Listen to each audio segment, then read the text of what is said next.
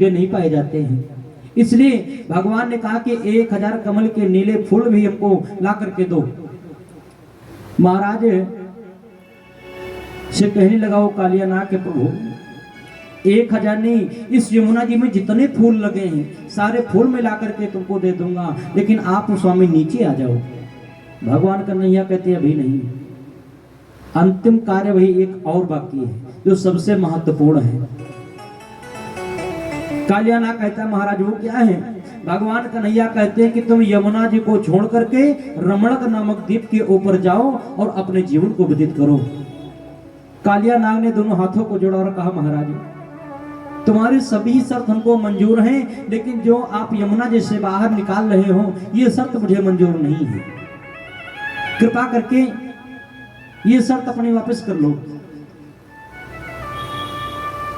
भगवान कन्हैया ने कहा नहीं, तुमको निकलना पड़ेगा, रमणक नामक द्वीप के ऊपर जाओ, अपने परिवार के साथ अपना जीवन यापन करो। कालिया नाग इस बात से सहमत नहीं है। श्री सुखदेव भगवान राजा परीक्षित से कथा सुनाते हैं। राजा परीक्षित ने पूछा महाराज आखिर ये कालिया नाग बार बार भगवान से ये क्यों कह रहा है कि हमको यमुना जैसे बाहर न निकालो, जैसे बाहर निकालोगे बस मेरे प्राण निकल जाएंगे, मेरी मृत्यु हो जाएगी। ये बात बार बार भगवान से क्यों कह रहा है? तो श्री सुखदेव भगवान कहते हैं राजा परीक्षित से कि राजन इसमें एक बहुत बड़ा रहस्य है। एक बार की बात है, कद्रु और विनता, कद्रु और विनता ये दोनों सगी बहनें हैं। कद्रु का एक बेटा है जिसका नाम है कालिया नाग। कद्रु का है एक बेटा है जिसका नाम है कालिया नाग, और विनिता का एक बेटा है जिनका नाम है गरुण। ये गरुण और सर्पदेव ये मौसी के लड़के हैं, मौसी के लड़के हैं। एक बार की बात है, गरुड़ देव जी महाराज देवताओं की सेवा में लगे हैं और कालिया नाग घर में नहीं है, अब केवल दोनों बहनें घर में हैं। और शास्त्रों का ऐसा प्रमाण है 2-4 औरतें अगर इकट्ठा रह जाए तो कोई न कोई बात उसमें हुआ करती है। दोनों बहनों में आपस में बात हो गई। दोनों बहनों ने कहा ये बताओ इंद्र महाराज की जो घोड़े हैं उनकी पूंछ काली है कि सफेद? अच्छा इस कार्य से कोई मतलब निकल रहा है? कोई मतलब नहीं है, इन बातों से कोई फायदा नहीं है, लेकिन फ्री है, सत्तारी है, कुछ न कुछ होना चाहिए। कद्रु ने कहा विनिता से कि इंद्र महाराज की घोड़े की पूंछ काली है कि सफेद? तो देखो विनिता ने सत्य बताया। विनिता ने कहा इंद्र महाराज की घोड़े की जो पूंछ है वो सफेद है। कद्रु ने कहा नहीं काली है। विनिता कहती सफेद है, कद्रु कहती नहीं काली है। अब दोनों में ये शर्त हो गई। दोनों ने कहा कि देखो अगर काली होगी, पूंछ अगर काली होगी तो तुमको हमारे घर में नौकरानी बनकर रहना पड़ेगा, और अगर सफेद होगी तो हम तुम्हारे घर में नौकरानी बनकर के जीवन यापन करेंगे। दोनों में ये शर्त हो गई। नारायण की कृपा भक्तों जब सुबह हुआ तो सुबह के समय इंद्र महाराज अपने घोड़े के ऊपर बैठ करके आकाश मार्ग की यात्रा कर रहे थे, और इधर बेचारी कद्रु अपने घर में बैठी है। मन में विचार करती कि जैसे बाहर निकलूंगी तो इंद्र महाराज की घोड़े की पूंछ सफेद है, लेकिन जानबूझ करके हमने काली कह दिया है, हमको दासी बनकर के रहना पड़ेगा अपने बहन के घर। इसी चिंता में बेचारी वो बैठी। न जाने कहां से इतने समय भक्तों वो कालिया नाग आ गया। रोती हुई माँ को जैसे देखा तो वहां से पूछा मैया क्या बात है? माँ ने पूरा वृतांत बताया। तो कालिया नाग ने कहा कि मैया कि बेटे के आगे मारो ऐसे बेटों पर लानत है।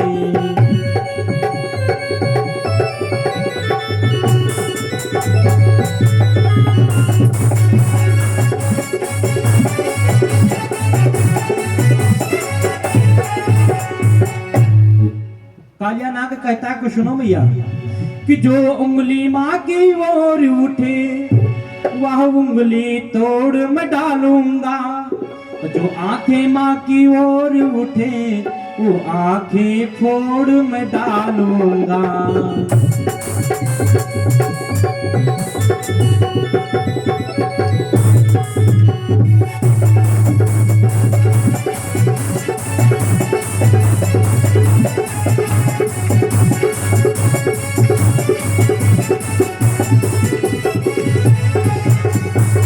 और सुनो मां, तुमने अपने बेटे का पालन किया है, तुम्हारे ममता में किसी भी प्रकार की कोई कमी नहीं रही। इतनी इन भुजाओं में ताकत है, अगर तुम्हारा आदेश पा जाऊं कि तेरी आज्ञा हो तो मैया कि इंद्रासन अभी हिला डालूं और सूरज चांद को निगल जाऊं, यम को मैं खाक मिला डालूं।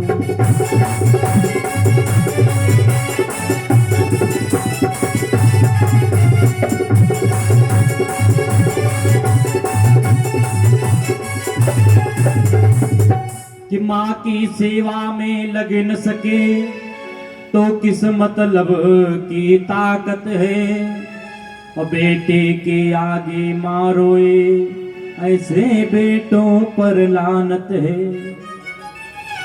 वो कहता मैया आप आदेश करो, हमारे लायक जो भी सेवा हो वो आप आदेश करो। कद्रू कहते कि देखो बेटा, अगर इंद्र महाराज की घोड़े की पूंछ अगर सफेद हुई तो तुम्हारी माता कल से तुम्हारी मौसी की दासी बन जाएगी। अगर कर सको तो दासी वाला भाव मिटाने का प्रयास करो।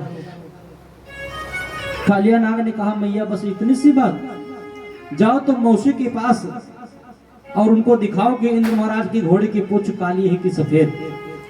कद्रू बेचारी अपने बहन के पास जा रही है और इधर कालिया नाग जाकर के इंद्र महाराज की घोड़े की पूंछ में लिपट गया। जैसे लिपटा तो दूर से पूंछ भक्तों काली दिखाई पड़ी। कद्रू ने दिखाया कि देखो पूंछ काली है कि सफेद। जैसे दिखाया तो बिनता बेचारी हार गई। इसको कहते हैं जीत कर हारना। बिनता की बात सत्य थी, लेकिन बेचारी कद्रू के झांसे में आकर के अपनी बात से वो हार गई, दासी बन गई अपनी बहन की। और देखिए नौकरानी बन करके अपनी बहन की खूब सेवा करती हैं। एक दिन के बाद देवताओं की सेवा करने के बाद गरुड़ जी महाराज अपने घर पहुंचे तो घर में देखा कि ताला लगा है, घर पर कोई नहीं है। गरुड़ जी ने सोचा हो सकता है मौसी के घर गई हूं। तो जैसे मौसी के घर पहुंचे गरुड़ जी महाराज तो देखा कि मौसी पलंग के ऊपर बैठी हैं और मैया झाड़ू पोछा कर रही हैं। गरुड़ जी ने मन में विचार किया हमको लग रहा है मौसी की तबीयत ठीक नहीं है। जाकर के उसी पलंग के ऊपर गरुड़ जी महाराज बैठ गए और जैसे बैठे बस कद्रू ने कहा कि सुनो खड़े हो जाओ। एक दासी का बेटा दास ही होता है, तुम एक दासी के पुत्र हो इसलिए हमारे तुम दास हो, और दास का सम्मान अपने मालिक के बराबर नहीं होता है। जैसे इतना कहा बस गरुड़ जी महाराज भक्तों चौकन्ने हो गए। गरुड़ जी ने सोचा अरे ये दासी दास वाली कथा कहां से आ गई, ये कौन सी बात है। जब पूरे दृष्टांत की जानकारी मिली भक्तों गरुड़ जी महाराज को तो गरुड़ जी ने मन में विचार किया कि हम 24 घंटे भगवान की सेवा में रहते हैं और भगवान के विषय में हमसे ज्यादा कौन जान सकता है। भगवान विष्णु के वाहन है, भगवान विष्णु के वाहन है, और भगवान विष्णु में अगर किसी भी प्रकार की कोई जानकारी लेना है तो गरुड़ जी महाराज से लीजिए। 24 घंटे वे साथ में रहते हैं। देवताओं की अगर जानकारी लेना है तो गरुड़ जी से लीजिए, 24 घंटे वो देवताओं के साथ रहते हैं। गरुड़ जी ने सोचा इंद्र की पूंछ, इंद्र महाराज की घोड़े की पूंछ काली कैसे हो गई। कहा जब सुबह होगा तो देखा जाएगा। जब भक्तों सुबह हुई इंद्र महाराज अपने घोड़े के ऊपर विराजमान होकर के आकाश मार्ग की यात्रा कर रहे हैं।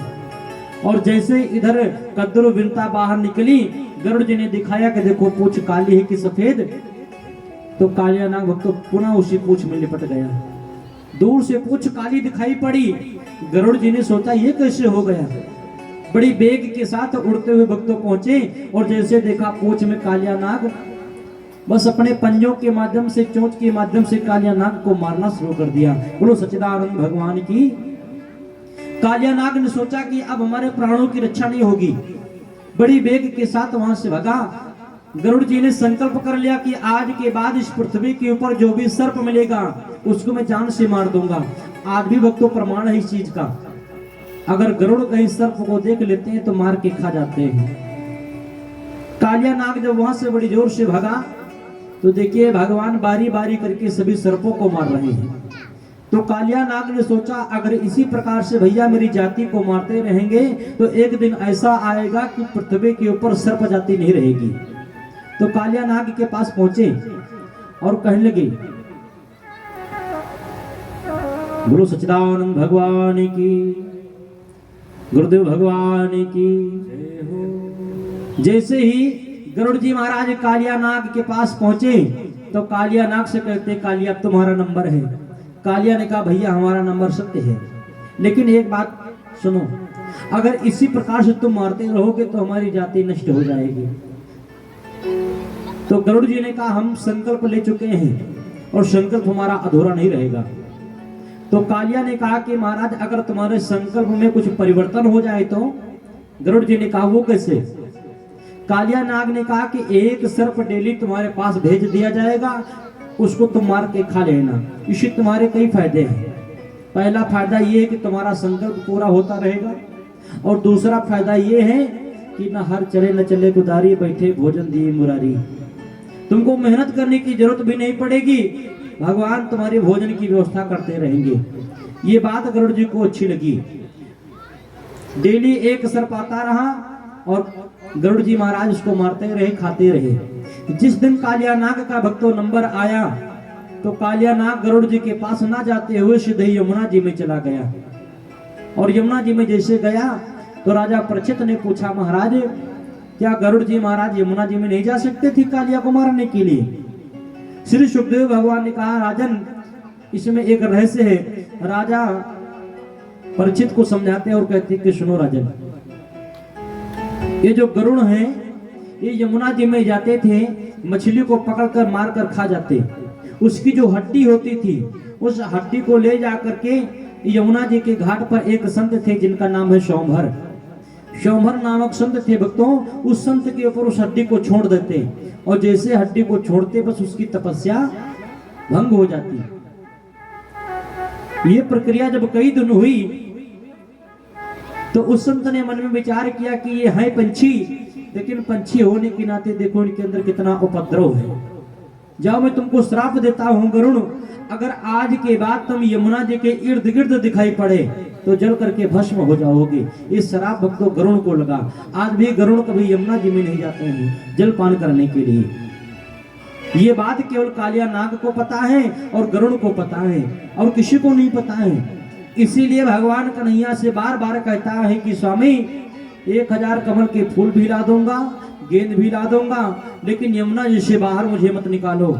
जैसे निकालोगे बस मेरे भैया मुझको मारकर खा जाएंगे। तो भगवान कहते हैं कि देखो कन्हैया, तुम्हारे सर के ऊपर हमारे चरण चिन्ह बन गए हैं। अगर गरुड़ की दृष्टि तुम्हारे ऊपर पड़ेगी तो तुमको प्रणाम करने के बाद यहाँ से निकल जाएंगे। बोलो सच्चिदानंद भगवान की। आज 1000 कमल के फूलों को लिया, उस गेंद को लिया, और कालिया नाग अपने परिवार के साथ भक्तों ऊपर की ओर आ रहा है।